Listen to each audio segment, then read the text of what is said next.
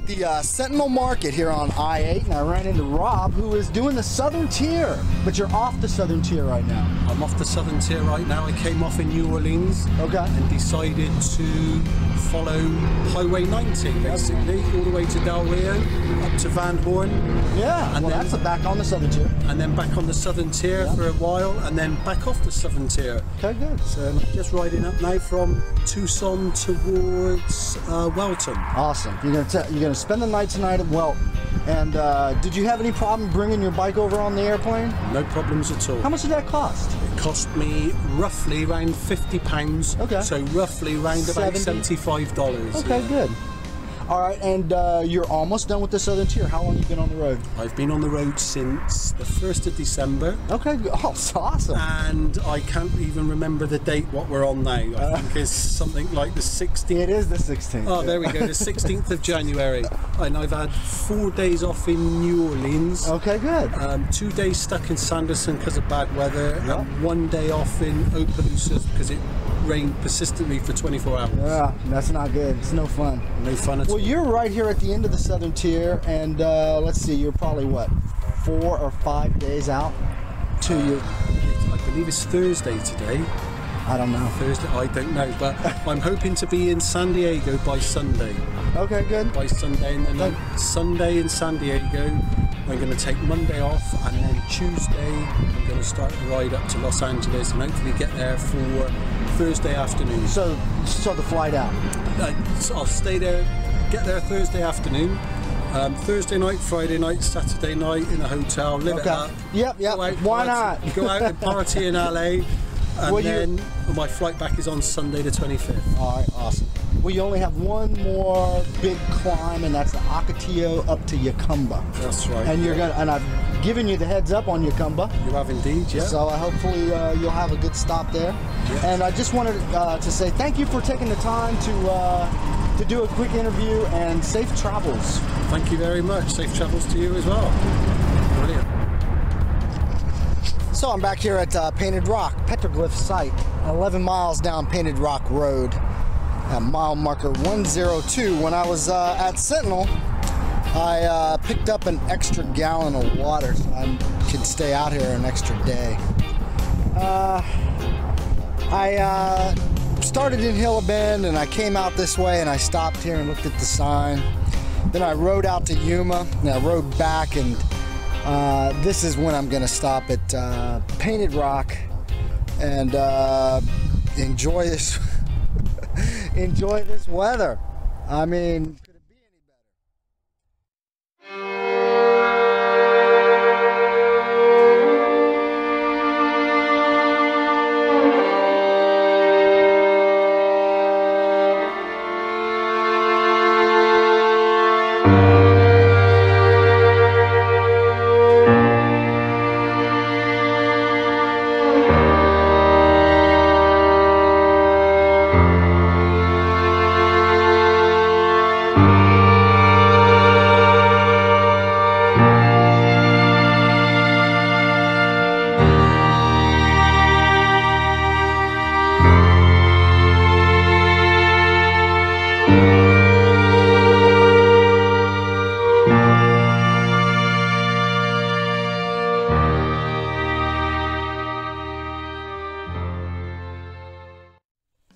I'm here at Painted Rock Petroglyph site and campground, administered by the Bureau of Land Management. Look at the Bureau of Land Management's got a little bicycle on their new logo. Isn't that nice?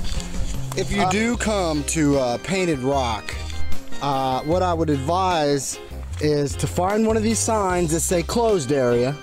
And what this is, and there's some pictures of what this is closed for. And this is, by the way, an official BLM sign. Jeeps, motorcycles, and four-wheelers. This area behind the sign is closed to all motorized use. And what that means is, first of all, you should look for this sign because this marks official BLM land. But you should look for this sign and then strike out. Now I know that the mountains here are, there's a wilderness area. I think it includes these mountains. So there's an easement or a border between the road here, which is right there, and the wilderness area. So what this area is open to is hikers, day use, backpackers, probably equestrian, so if you have a horse, but you can't use any kind of motorized vehicle. Now, what that means is you can go right down to Painted Rocks and enjoy the petroglyphs. And by the way, there's also petroglyphs in these mountains, but they're not going to be as abundant. It might just be 1 or 2 on a rock. But what you do is you strike out, and you get, like right here is a low rise, and on the other side of that, you just find a flat spot, and that's where you camp. Go into the park, enjoy it, come back out, camp out in the desert where it's perfectly quiet. You know, there's not a sound. This is the kind of camping. I guess dispersed camping is now the only place that I can camp on public lands, because I mean, it's just ridiculous in the campgrounds. It's Death Valley, Joshua Tree. This is the 5th public lands campground, either national park, national monument, or BLM land, an established campground on BLM land that I've camped at. The 5th one, and all 5 I've had very negative experiences in the campground. So this is what you should look for. Look for these closed area signs. This does not apply to hikers, backpackers, and bicyclists. Hey, one more thing. The BLM has, here's a closed sign. When the BLM wants to close a land like this to four-wheelers and motorcyclists, they oftentimes erect a fence like this, a bypass fence, that you could walk right through. And you can see there's a ton of coyote tracks that go right through there. They didn't mean that for the coyotes. If you find a fence like this, you see right there is where the fence ends. So, I mean, you could just push a bike around, or you could just dump your bags right here. I could probably get my bike through there. But if not, if the fence doesn't end, like on this side, just pop your bike over the fence and put your bags over the fence. It's not that hard, and it's perfectly acceptable. Like I said, this fence is you know, designed to allow people access into the public lands, and this is our land. You know, the BLM is in charge of protecting it, and finally, they're just starting to crack down on this. The problem is that OHV the OHV off-highway vehicles have a huge lobby, because it's a $1 billion industry, so there's a lot of money, and they're doing everything they can to keep the BLM from doing this. And trust me, there's places in Utah and Colorado where there's been huge protests to keep the BLM from closing off land like this. But I think it's a good thing. And so if you see a bypass fence like this, and like, I don't think I can wheel my bike through there, but I would have no problem either jumping or going around the end there, or dumping the bags, throwing the bike over, and just carrying the bags through. That's fine.